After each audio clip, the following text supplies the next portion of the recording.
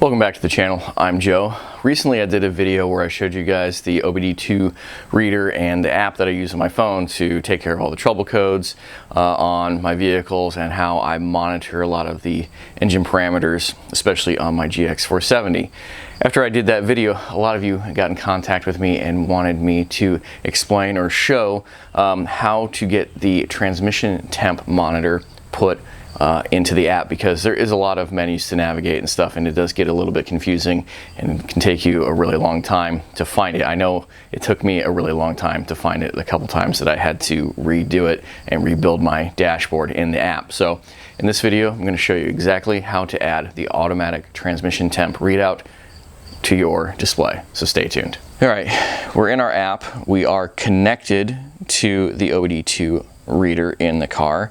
If you haven't already paid for the upgrade in the app, that's going to unlock things like the trans temp readout. You're going to want to do that. You can click on the settings and then go to the purchase extras, and then obviously click on the Toyota Lexus and scroll down to whatever year that you have. You can see I've got I've purchased in the past the 2005 for the 4th gen that I had, and the 2007 for the Lexus. The GX is a 2007, so I've already purchased that.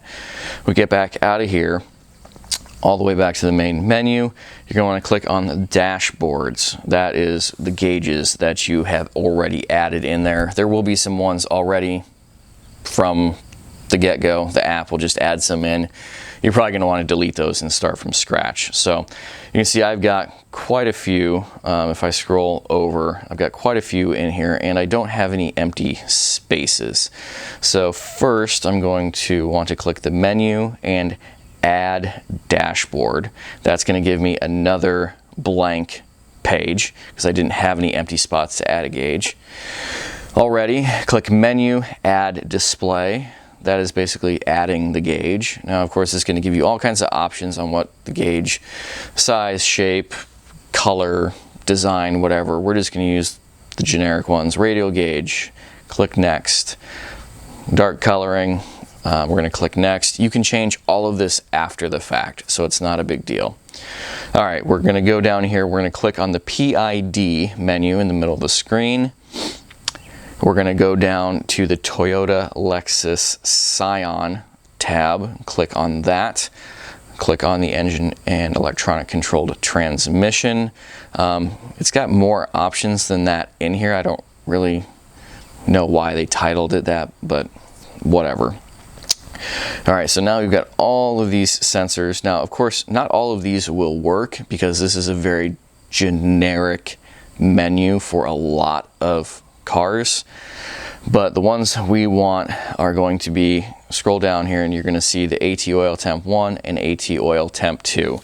Best I can figure is one of them is the temp of the fluid leaving the transmission, and the other one is the temp of the fluid when it comes back to the transmission after it's gone through the cooler, because you will see a difference in temperature. You're going to want to run both of these. So we'll just click on temp 1 and then done in the upper right corner. And of course, here we've got the title, AT oil temp 1. The range is just the temperature range you want it to run at. I think mine is like 150 to 250.